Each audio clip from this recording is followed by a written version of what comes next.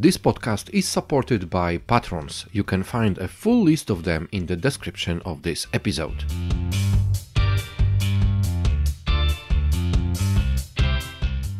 Hello, my listeners. This is Wiktor Doctor, and this is another episode of Good Morning BSS World podcast. Today, I have a guest from Romania, and my guest is Alexandra Fus from company Valoris. Hello, Alexandra. Hi, Wiktor. Thank you for the invitation. Today? I'm good. Busy. Okay, good. So let's now, in the very beginning, focus on how busy is Romania as the BPO market. If you could just give us a description of your country, how Romania is showing itself on the global BPO map. Well, Romania is not a big country. It has roughly 18 million in population. And also in size, it's not that big, but it overcompensates with a lot of talent and with a lot of, let's say, multi-skilled people here, especially young people, right? So even though it is quite a small country, compared to, of course, other big countries in Europe, we have very talented pool here and also a very developed market in terms of the BPO industry. Okay, so maybe let's go into some locations because most of people around the world probably know the capital of Romania, but this is not the only destination as a city when the BPO industry is growing in your country. So what are the other cities? Yeah, so indeed, you're right. The capital is the most, let's say, desired location in terms of outsourcing, Bucharest. But that's not the only one. We have a lot of other cities that provide multiple solutions for those that want to outsource. For instance, we have in the Moldavian region, in the eastern part of the country, we have a lot of cities like Bacău and Iași, which provide a full talented pool of young people, especially on the Romanic languages, which can work for international clients. On the other hand, we have the central and also the western part of the country, which has a very strong footprint in terms of German support. And also, of course, we have a big community in regards to the Hungarian support. And on top of that, overall in the country, the English support is quite, let's say, native. Every young person studies English from the beginning up to college. So besides any additional languages, English is like almost native, as I was mentioning. This is very similar to what we have in Poland when it comes to the BPO industry, that English is treated like a normal language, I would say, and then all the others are treated as foreign languages. Yeah. Okay. Okay, so now we have a little bit of geography behind us, and now let's focus a little bit on types of outsourcing services which are the most popular in Romania. I know that you are representing customer experience industry, so the wider call contact center industry. But what other types of services are being provided in Romania? Here, I'd like to say that in Romania, there's also an advantage because Romanian people are quite flexible and skillful. There are a lot of young people and a high percentage of population that finishes a bachelor's degree and finishes college. So I can honestly say that any type of BPO service can be provided here from, of course, as you are mentioning, the customer experience part, which probably is the majority, represents the majority. But not only that, you can find a lot of outbound calling, of course, collection, telesales, everything that you can do through outbound calling. And of course, different types of outsourcing like admin, like invoicing, back office, any type of back office activity.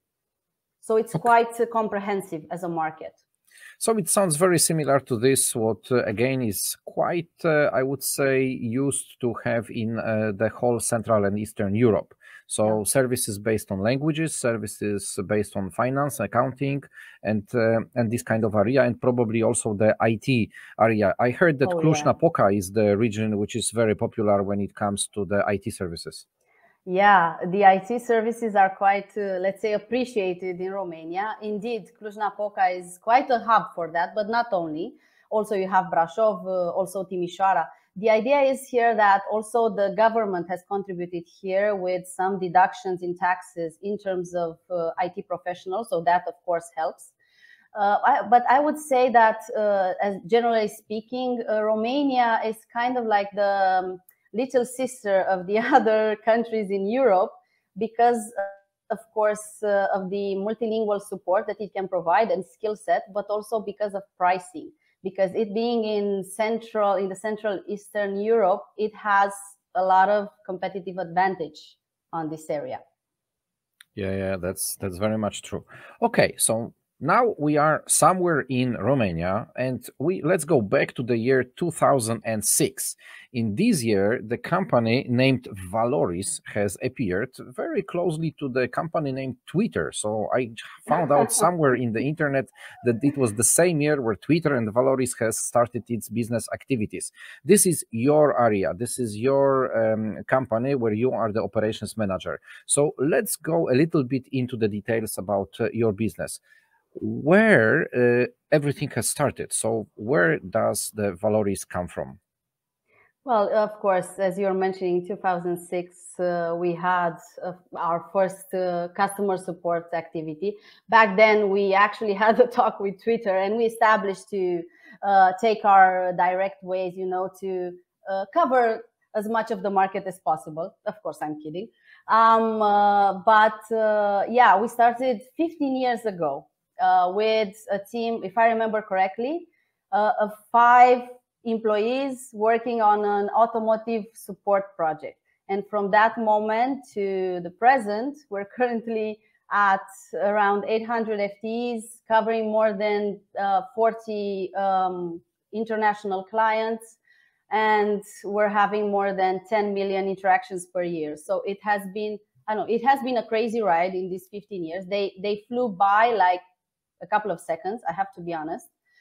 But it was very, very interesting and a very good experience. The idea first started from our owner and founder.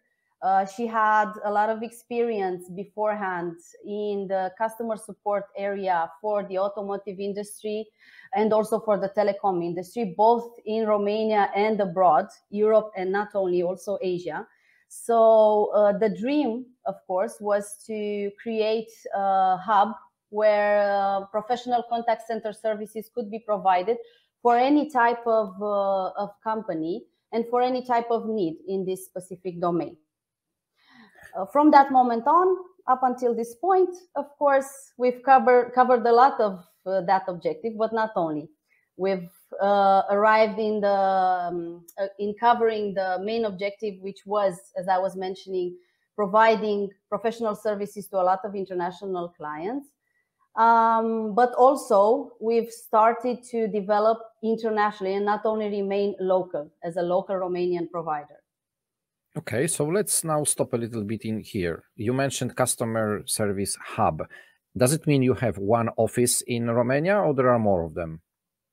No, right now, we currently have in Romania 3 offices. The headquarters is based, of course, in Bucharest, but we also have 2 other hubs, one in the Moldavian region, which is Bacău, especially for accessing the language skill set that I was mentioning before. And also another one is in Vâlcea, which is a city in the central part of Romania, which again is related to a more steady and cost control type of profile, let's say. Okay, you mentioned that you also expanded outside of Romania. So where are you present also? Yeah, so I just recently shared via LinkedIn that we've expanded our operation also in Serbia. Actually, this month, right now, as we speak, we're we're delivering the first training for our first client there. It actually took 3 months for us to implement this new hub in a new country. It was very interesting, very crazy, but very interesting. So right now I can share officially that we have gone multinational. But of course, we don't want to stop here, because once you get a taste for that, you don't want to stop. So our plans go beyond that, and we want to also expand to Turkey, to the northern part of Europe, and of course, the sky's the limit. Yeah. This is usually how it works. When you start to open the first international space, then it goes and goes and goes. And this is very, very nice, because you build your experience. And this is also creating new business opportunities, not only from the perspective of the service delivery, but also from the perspective of touching new clients, new customers. You mentioned your international clients already. How many of them do you have, and from which countries do they use your services? Well, the pie chart, let's say, is quite split. Of course, the majority of the clients are related to Romania, because for almost 9 to 11 years, we've focused on the Romanian market. So I would say in numbers around 60% of our clients are Romanian, but they are multinational. So we provide services for them, not only Romanian, but for their other locations. And the remaining are split between Spain, Italy, of course, US, and other smaller countries in Europe. So having the international clients, you need to use different languages. You already mentioned that in one of your offices, you have opened it because of the access to the multilingual teams. So what kind of languages do you use on a daily basis when supporting your clients? Well, again, here the split is, besides the Romanian support, which is the main one, the second place would be filled in by the English support, because we have some big accounts that offer support for the US market. So English is has quite a majority in the company, and the rest, and on the third place would be the Italian support, especially for which is provided from the Moldavian region. The rest would be split between Russian, Bulgarian, Hungarian, French, and other such languages. Okay, so this is English, which is universal, plus the European-based languages. Yeah, exactly. Okay, so we already know where you are, what kind of clients you have, from which industries, what kind of languages you are using also to support them. So now let's focus a little bit on the types of services which are used the most often. So is it rather inbound or outbound calls, or maybe telesales, or what do you exactly do for your clients? Well, as part of our strategy, our business strategy from the beginning was to not have that much of a percentage in outbound services, because they are quite time limited, and of course they are much more difficult to maintain, let's say, rather than the customer support ones. So as a split, again in numbers, I'd relate to 70% customer support, back office, and long-term contracts related to customer support, and the rest would be outbound. Okay, so majority of back office. Yeah, exactly. Back office and customer support. So from that 70%, around 80% of that is customer experience support, the classic one, and 20% would be back office. Is it easy to grow the customer experience business, the customer experience BPO type of business in Romania? How competitive is the market? Well, the profile of the Romanian person is quite competitive, and quite flexible, actually. So I wouldn't point out if we're competitive or if we'd like to achieve every type of challenge or objective that we encounter. But the bottom line here is that in Romania, the people are quite skillful, are quite flexible. And of course, the customer experience part and the KPI part is on the main course, let's say, for every type of individual, no matter the function. Let's go maybe a little bit to your function. You are operations manager in Valoris. So what is the main scope of the activities which you do on a daily basis? So my role is comprised of three different, let's say, targets. It's related, of course, to the operational efficiency of the accounts that I supervise. Also, another role is related to customer relationship management. And another one is related to company synchronizing together with the client's expectations and, of course, the operation performance. So basically, I'm like, how do you say it? I'm like a middle point that juggles with all 3 points every day, every moment of the day, in order to achieve the ideal mix between these 3 points and have everybody satisfied with the outcome. It sounds like like a summary. It sounds like a very responsible area. Of course. Well, having a management role always is. It's a lot of responsibility, not only towards our partners, but also towards our employees, because everybody has expectations. Everybody needs to achieve objectives, and the road to achieving those expectations and objectives is not always easy. So you need help. So maybe for the very end of our conversation, let's take a look somewhere in the future. We already know that you are based in Romania in a couple of sites. You have just touched this month Serbia. Where do you think Valoris would be in the next 5 years? In the next 5 years, well, the road is not that long as it might sound. But our view and my view is actually to become a central, a very powerful player on the BPO market for the European support.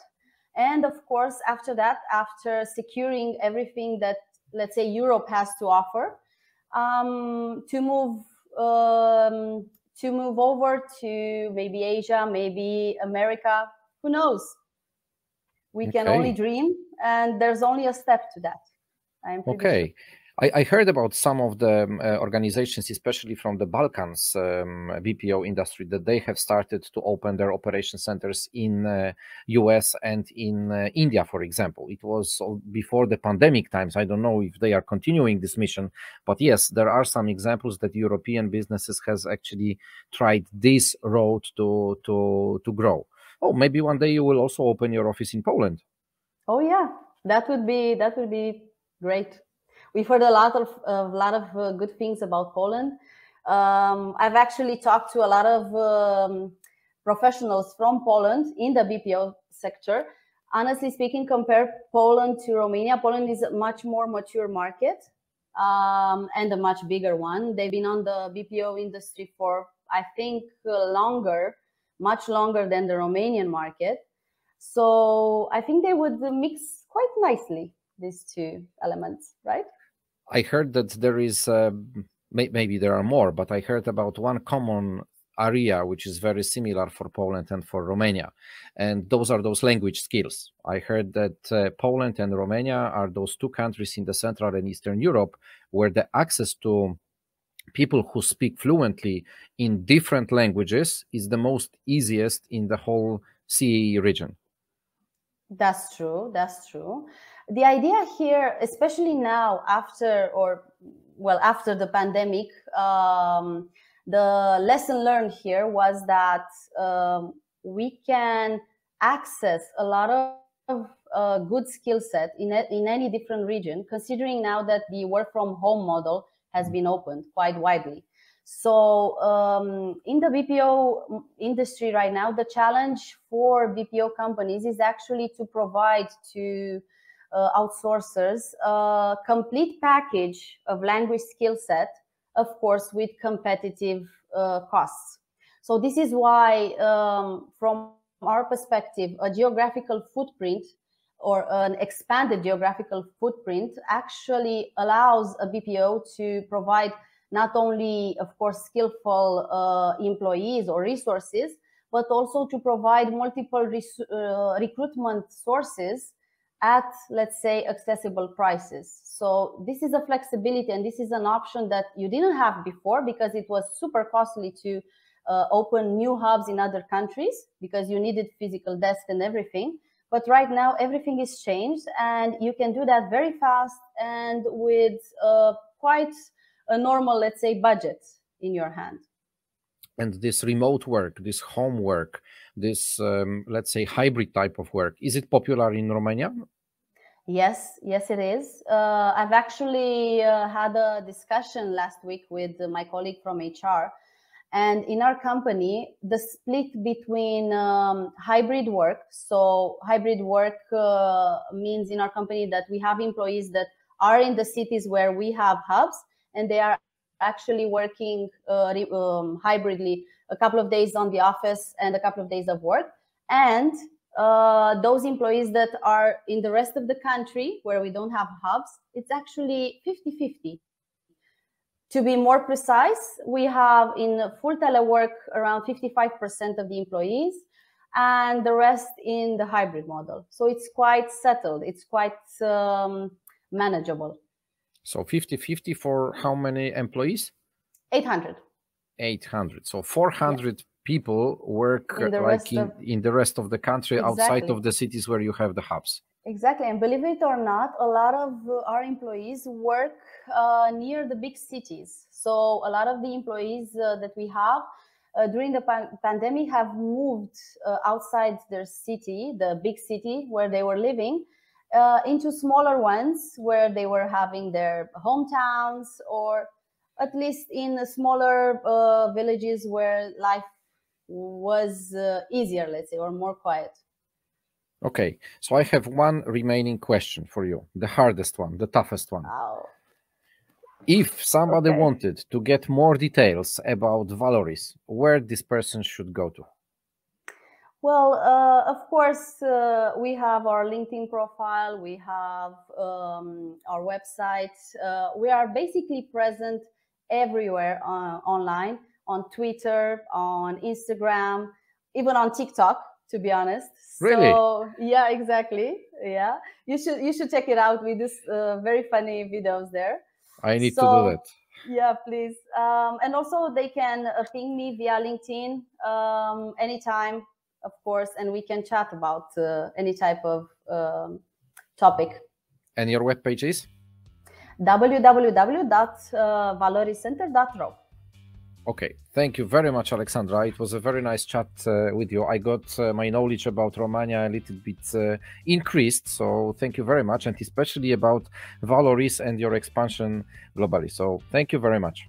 You too, Wiktor. Thank you for this opportunity, and take care.